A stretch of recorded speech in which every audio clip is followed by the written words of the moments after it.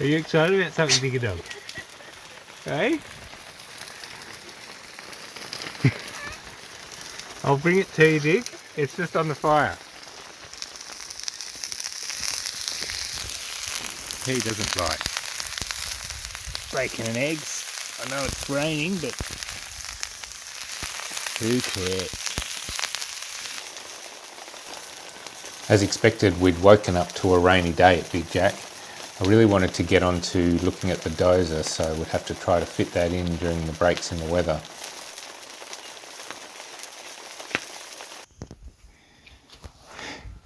First though, I had to unload everything that we'd brought up in the trailer.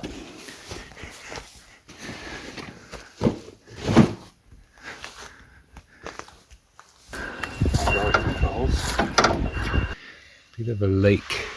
Is that the, oh, that must be the hydraulic fluid tank. On the previous trips, we'd gone over the Dozer to see what we'd need to bring in to get it running again. The hydraulic controls. It needs a name. Start, you bastard. Alright, start her up. Is that the key? No. Yeah, that's the key. Oh, it's been left on. So turn it on, glow plugs for Can we jump start it? 15 seconds. Maybe the battery's just flat. And then start. I like the moss on the treads. Alright, that's good. Oh, there's good. no, Check the oil.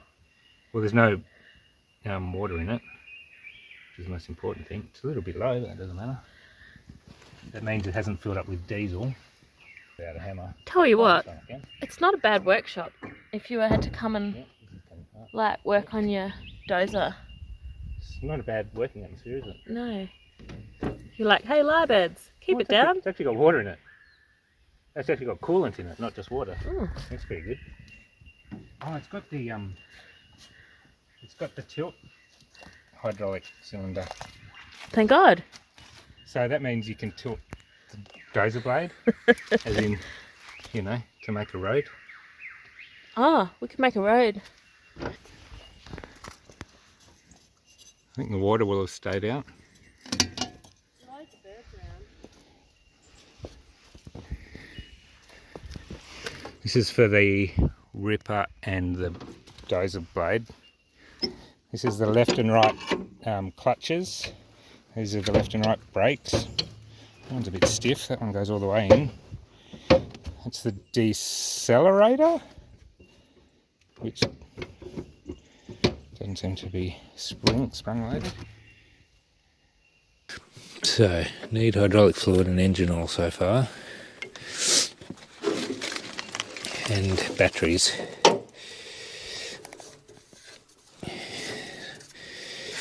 Two N120, 12 volts, 850 amps, cold cranking. Wonder if they'll charge up. I doubt it. They'll be dead flat, I'm pretty sure. Now, diesel. God.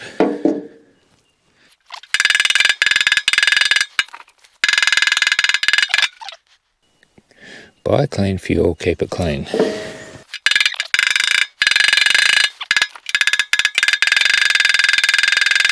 Okay, finally. Starting to come.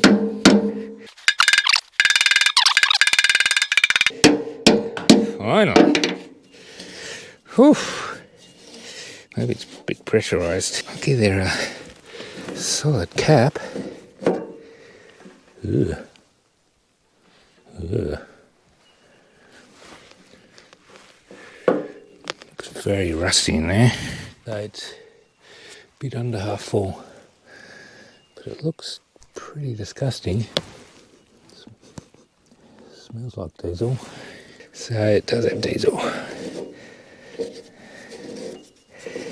but probably worth at some stage cleaning that tank out.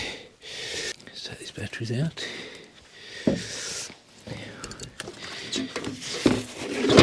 Oh, this armrest is in great condition compared to the other one. At least the terminals aren't horrible. I mean, they're not great, but they're not too hard to get out.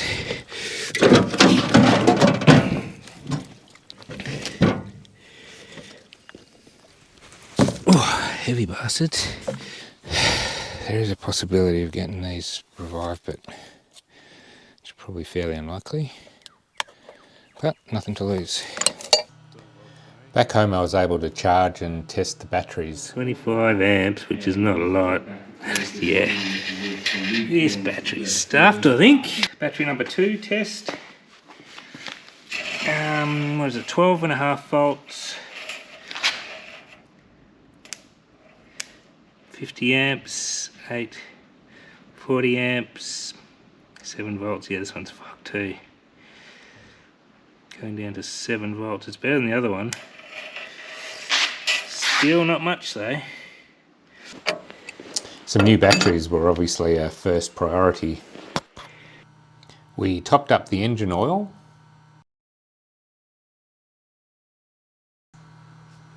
Checked the air cleaner. And tried to give it a kick in the guts. Unfortunately, all we got was the sound of a starter solenoid clicking in and out and no starter motor turning. It seemed to me like the contactor pads on the starter solenoid were gummed up. So the starter solenoid would have to be removed. I'd take it home to disassemble and recondition.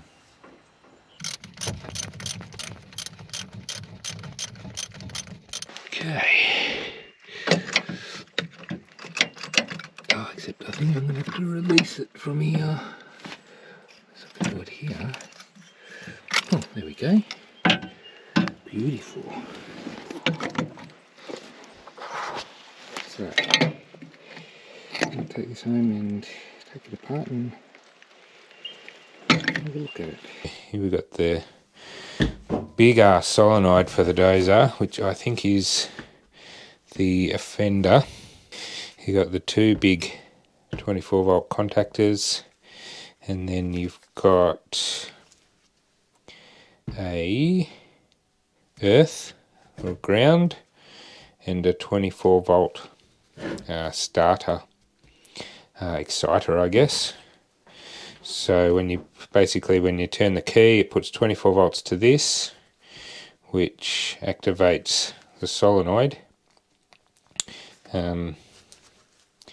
to come back, and just a big contactor that bridges these two, and this goes to the starter motor.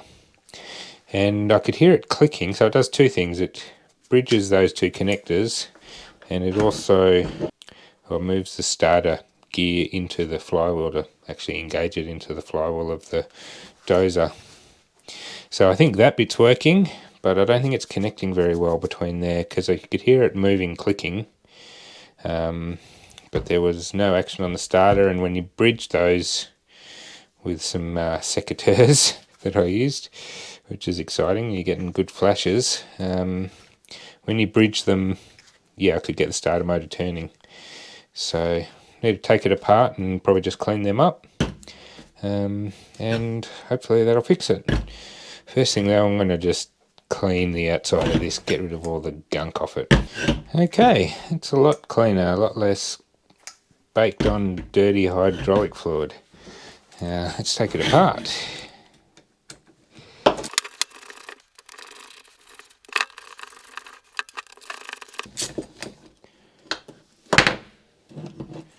Huh. Interesting. So I've got a gasket here to keep water out of it. You can see how it's all charred up. Oh, someone's been in here and cleaned it out before. You can see someone's used some sandpaper to clean it. Okay. But they look really crusty. They're not going to get a good connection. So yeah, just need to clean them up a bit. I'm going to call that good enough. I mean, that's a lot better.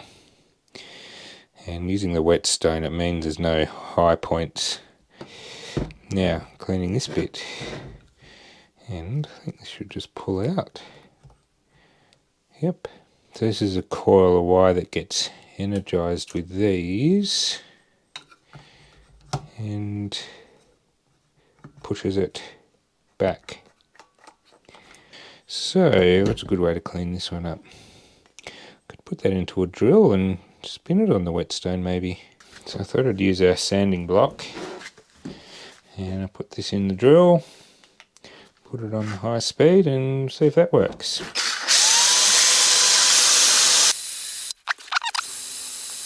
Oh, it's starting to look shiny.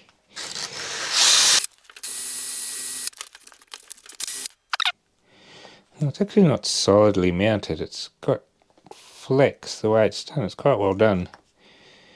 So that'll help it contact the pads because it's not a fixed thing.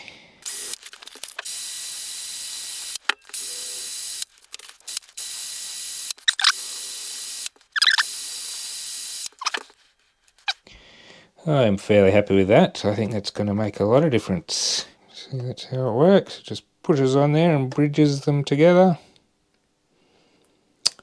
Beauty.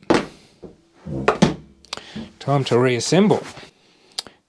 I'm just looking at this gasket. So it's a cork gasket, which compressed quite a lot, but this one's quite old and a bit hard.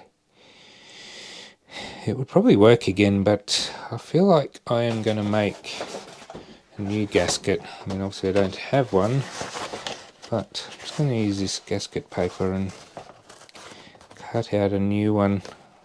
I think it'll be better.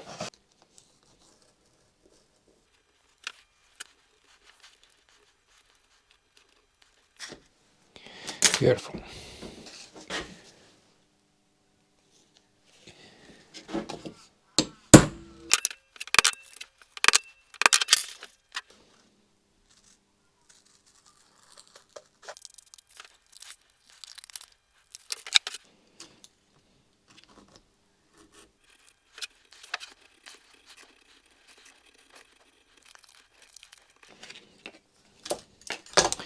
Beautiful.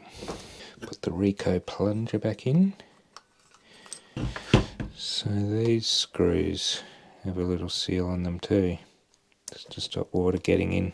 You would get water in, so but they seem okay condition, so happy to leave them.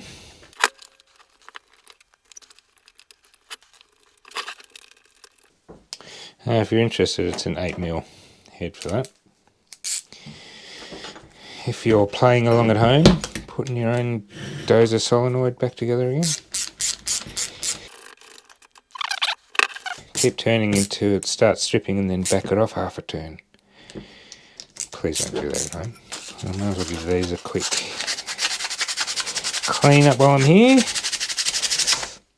Won't hurt. Better the connection, the better. So I'm going to call that done. I think that's going to help bridge those contactors a lot better and give it a lot more grunt to the starter motor. So I'm calling that done, and we'll see how it goes when I get back to Big Jack.